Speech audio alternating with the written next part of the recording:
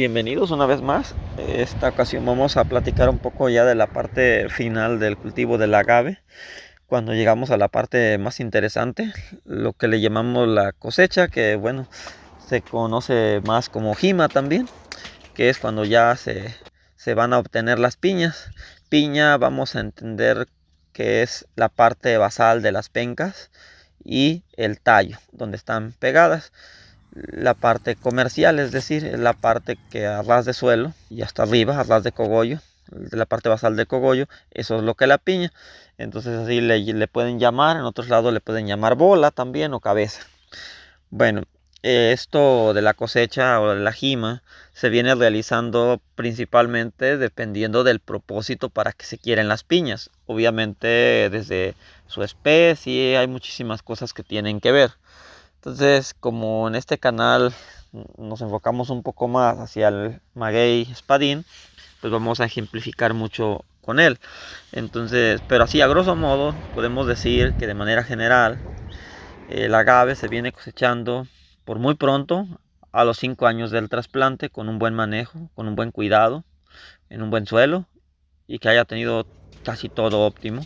También hablamos de espadín. Sin embargo, aun cuando estén todas las condiciones favorables, algunas especies de agave, por ser diferentes especies obviamente y ser diferentes sus condiciones y su desarrollo y crecimiento, tanto crecimiento como desarrollo, pues es posible que algunas lleguen a madurar a los 6, 7, 8, 9 e incluso hay especies que llegan a madurar a los 14 o más años de haber sido plantadas o trasplantadas o sembradas en campo. Entonces hablamos de que es un cultivo que requiere paciencia para llegar al periodo de cosecha y pues que estamos hablando de una cosecha por muy pronta de 5 años, hablando principalmente para mezcal. Tal vez para algún otro uso podrían obtener cosecha un poco antes, pero no mucho porque también para la mayoría de las cosas tengo entendido que se ocupa la piña. En muy pocas cosas o en muy pocos usos se utiliza la penca. Quizá más a futuro sea diferente la situación, pero por el momento diríamos que por muy pronto se cosecha el espadín. Entre los 5 años vamos a dejarla lo más pronto, pero que algunos agaves pueden llevarles incluso 14 o más años para llegar a ese periodo. Por ello es que algunos productos que se elaboran con unas especies que tardan mucho, pues obviamente van a tener precios mucho mayores que lo que tengan otros agaves que maduran más rápido. Normalmente conocer cuando ya una piña está madura parece sencillo y lo es. Sin embargo, necesitamos mucha práctica, mucho andar en campo y es mucho ser observador. Hay muchos indicadores que nos van a ayudar a saber cuando una piña ya está lista para ser jimada o cosechada. Primero aclarar que, pues como lo dije, dependiendo para qué quieren esa piña, para qué uso se le vaya a dar. Entonces lo vamos a ejemplificar con el principal uso que se le da al maguey espadín, el tipo jau, oaxaqueño, como lo conozcan, verde. Entonces, normalmente se utiliza, o más bien principalmente se utiliza para la producción de mezcal. Bueno, localmente puede variar en otras regiones. Localmente hablamos de la región norte de Guerrero. Aquí, para cosecharlo, la mayoría, tampoco vamos a decir que todos, consideran algunas características como por ejemplo cuando dos tipos de plantas, vamos a decirlo, dos tipos de madurez, plantas velillas y plantas enquiotadas o caponas. Las plantas velillas dan un poco más de trabajo dependiendo también de las especies, pero vamos a hablar de los espadines. En todos los espadines la planta velilla es un poco más o menos no muy complejo de conocer. Se ve un poquito, ahorita vamos a hablar un poco más de eso. Y la planta enquiotada o que está enquiotando es cuando va uno, por ejemplo, en los meses que aquí ocurre normalmente, que será de marzo a junio, y ve uno que viene saliendo, como pueden observar ahí en lo que vamos en el video, en la imagen, viene saliendo un brotecito muy suculento. Ese es el quiote. Recibe otros nombres en algunas otras regiones, calegual, parejón, escapo, floral, recibe varios nombres. Entonces, uno de los más difundidos o que más conocemos todos, pues es el quiote. Entonces, si vemos una planta que ya tiene más 5 años o más y vemos raro su cogollo extraño y viene como algo gruesito saliendo, como pueden ver en la imagen, con color, ciertas tonalidades, y vemos que va, creo que incluso vamos a los pocos días y notamos un crecimiento de un como tallo que va en el centro donde estaba anteriormente la emisión de hojas, y que ahora ya en lugar de pencas vemos ese brote que va creciendo, ese tallo, esa parte como semileñosa que es muy suculenta en un inicio, y a medida que va avanzando el tiempo va creciendo bastante y bien rápido y se va endureciendo y se va lignificando. Pues entonces esas son las plantas enquiotadas. Entonces diríamos que para mezcal se eligen las plantas velillas, que es poco antes de que salga el quiote, las que viene brotando el quiote, y cuando ya salió el quiote, también lo que se hace es de que se corta el quiote y se dejan un tiempo para que sigan acumulando azúcares. Algunas personas las dejan un año o a la siguiente temporada, que pues generalmente es al año, para poderlas cosechar. Y entonces eso es lo que ese sería el grado de madurez más fácil de observar: plantas que están enquiotando y plantas obviamente ya que enquiotaron y que estén caponas. Esas son muy sencillas de reconocer. Las velillas dan un poco más de trabajo. Plantas velillas o de penca llena, que en algunos lados se les llama también de penca llena, ya a punto de ser velillas. Esas plantas son como su nombre lo dice, sus pencas se ven más llenas, pero sí hay sí donde necesitamos un poco más de ser más observadores y conocer un poco más la especie. En este caso lo ejemplificamos con espadín, pero dependiendo de la especie va a ser como se ve la penca llena. Por ejemplo, nosotros que no trabajamos con papalote por las condiciones climáticas, que es de clima frío, para nosotros si nos llevan a una parcela de maguey papalote, agave cupriata, que es de clima frío aquí en la región centro, montaña y otras regiones del estado de Guerrero, pues seguramente en lo personal no voy a conocer una planta de papalote de penca llena, porque no estoy acostumbrado a verla, no estoy acostumbrado a ver cómo es normalmente y no distingo cuando ya realmente ha llegado a la madurez. Entonces por eso les digo, es importante conocer la especie con la que están trabajando. Pero sí, dentro de las características se consideran de forma local y artesanal los productores, que son los que saben, los productores transformadores o los agaveros y los mezcaleros. Pues es que la planta tenga la penca llena. Se fijan en la parte basal y luego nos dicen que está muy llena, la penca ya está bien llena. Se fijan en el cogollo que esté delgado. Hay quienes usan el término de como de un pabilo, es decir, como un hilo bien delgadito, se va adelgazando. Cuando la planta está tierna, es un cogollo grueso, frondoso, y generalmente notamos que ese cogollo, si le pusiéramos un machete en la punta o algo para ver a dónde termina, casi siempre está a nivel de las pencas o un poco más alto que la mayoría de las pencas. Cuando la planta está bien velilla, casi siempre vamos a notar que primero está, como lo decía, está delgado ese cogollo, está bien delgadito, pero se ve como hundido.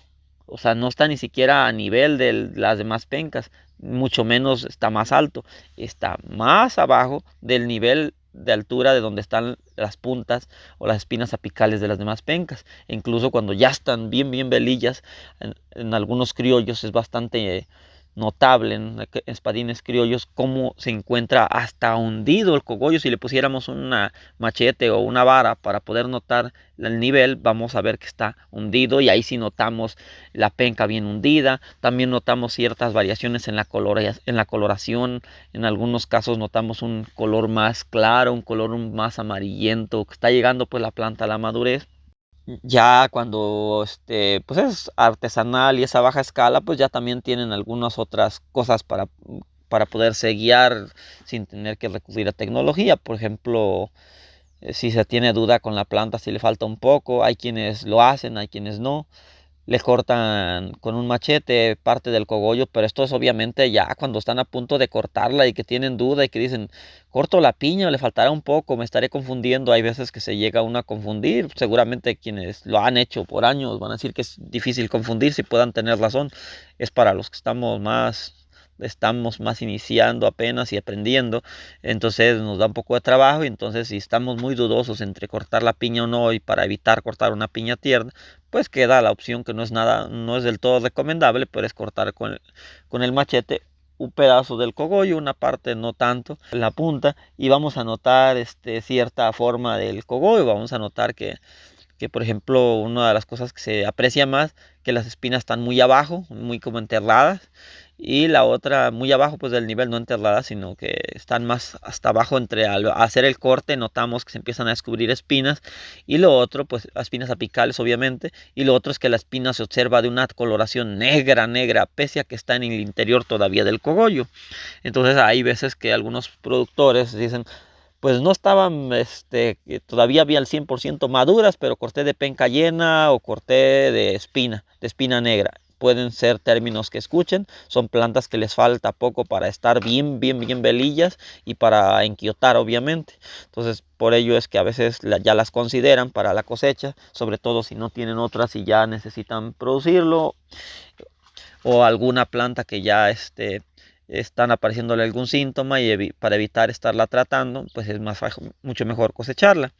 Adicional a los indicadores que podemos ver visualmente, pues algunos compradores, dependiendo del uso que se le vaya a dar al agave, y obviamente tiene que ver con la especie, pues puedan considerar algunas otras características como indicadores para la cosecha, que pueda ser el boleo, eso es el tamaño más o menos promedio de las piñas, también la edad, y por último también en algunas ocasiones los grados Brix, es decir, qué tan dulces están las piñas. Pero ya eso, les digo, es algo que apenas se empieza. Estamos en el 2023, no tiene mucho de empezarse a considerar para la parte norte de Guerrero, pero lo que más se utiliza para cuestiones artesanales son todas las características visibles que anteriormente se mencionaron.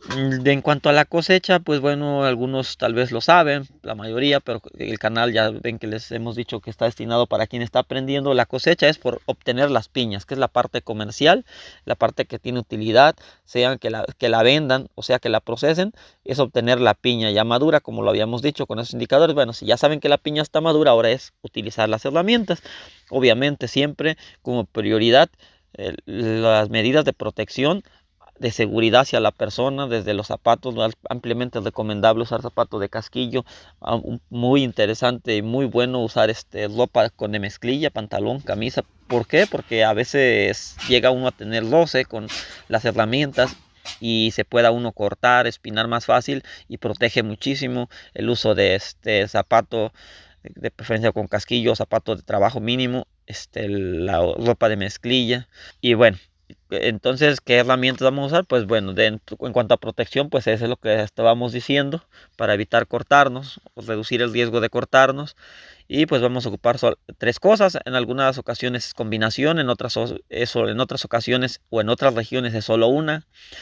Por ejemplo, aquí en la región norte, por muchos años solamente se utilizó machete y hacha. Y entonces hay dos cosas en el proceso de la cosecha o la jima.